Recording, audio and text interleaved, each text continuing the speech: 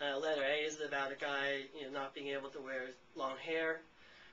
Letter B is about, men and women who are not married, not being able to attend a party together especially where there's alcohol and dancing. I agree with what one of you said, that when you're in a country, in your home, or when you said that people should respect the laws of the country that they visit. But that's not the issue here. The issue is, are the people of Saudi Arabia free in the sense of personal liberties? The answer is no. It's just too restrictive, too small an area of choice. Now you may say, well, who's to decide what's too restrictive or not? And that kind of raises a good point, that when I said at the outset this is a very difficult meaning of liberty to understand, is because unlike some of the others, this one is not totally clear-cut where you draw the line. So, how restrictive can government come in a little bit here, or go out, or can individual behavior go out a little bit in this direction? That's going to be a judgment call in a lot of cases, and there could be some room for a difference of opinion. Typically what happens in a free country where there's self-government, which we'll study next, is that the people who are going to be living under the restrictions decide what they're going to be. So it's comfortable for most people.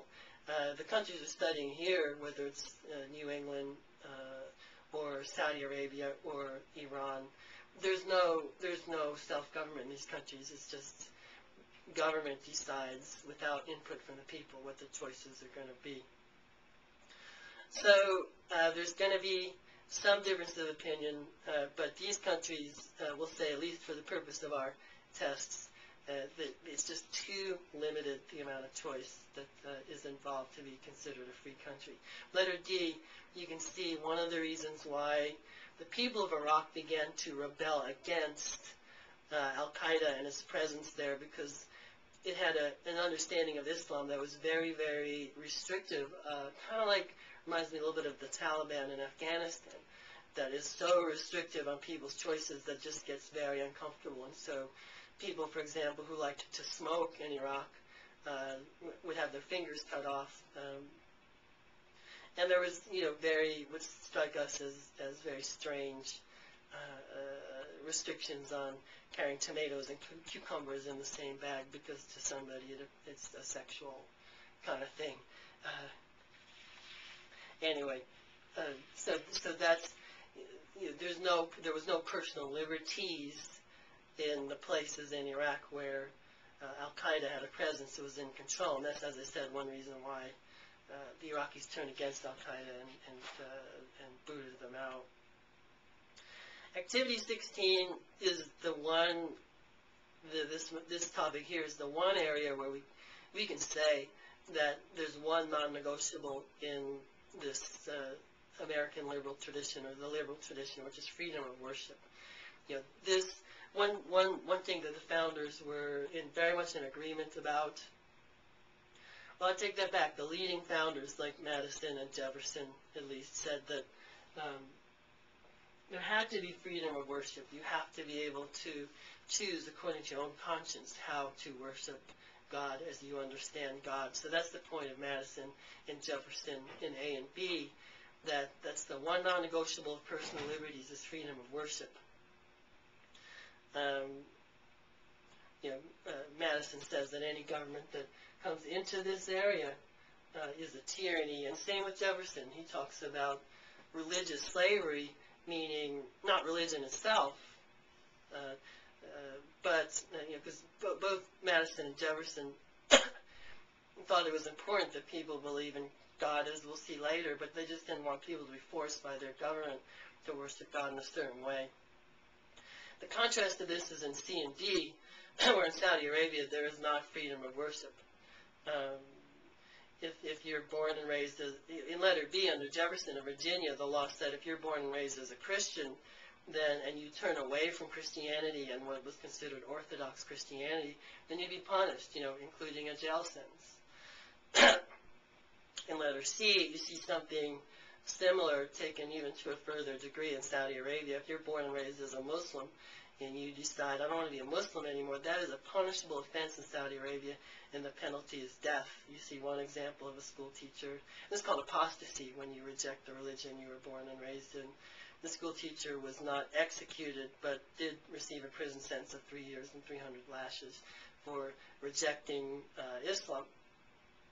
Also, if you're not a Muslim and you come into the country and you're worshiping as a Christian openly, or you are, or even in your own apartment, worshiping as a Christian, or especially trying to convince the people who live there to become Christians, that would be a serious offense and would result in arrest, imprisonment, lasting, deportation, sometimes torture, says the State Department. Letter D. This is about al-Zarqawi. This is related to Iraq, because when the Americans and other countries went into Iraq to get rid of Saddam Hussein and try to establish a democracy there, people came in from all other countries to try to prevent that from happening, especially people who were with Al-Qaeda or sympathetic to the goals of Al-Qaeda. And there, you can see the reason why here is because if you establish a democracy in their minds, this includes freedom of worship, and to Zarqawi's way of understanding, Islam does not include freedom of worship. Now, you may not agree with that if you are Muslim or know something about Islam. That may not be your understanding of Islam. But it is al-Zarqawi's and his colleagues. So he's opposing the establishment of a democracy in Iraq because for him that would lead to freedom of worship and would lead to people rejecting Islam. And he quotes the hadith by al-Bukhari that whoever changes his religion, kill him. So that's his interpretation and his basis for that. Activity 17 is emphasizing the common law. Common law is the law that developed in England over a number of centuries that we inherited when we became independent from England, and that was our starting point in our laws. Blackstone is the person that collected all the different laws of the common law and is the legal authority that was used by American statesmen and lawyers all the way into the late 1800s when we studied the 14th Amendment, which was in 1868 ratified. That also, they were still using Blackstone as an authority for the legal tradition that the United States inherited. Letter A, Meyer versus Nebraska. This is a description of personal liberties, the kind of choices that we need to be able to make, including, acquiring useful knowledge, establishing a home. This case was about whether or not a public school could teach German. This was, when there was a lot of hatred of Germany because of World War I. And the Supreme Court ruled, yes, you have to be able to teach and learn German because this is something they think was guaranteed by the 14th Amendment. Personal liberties, well, we'll see this is a controversial understanding of the 14th Amendment, but just set that aside for a moment and just see that, for the Supreme Court here, choices include the things listed here.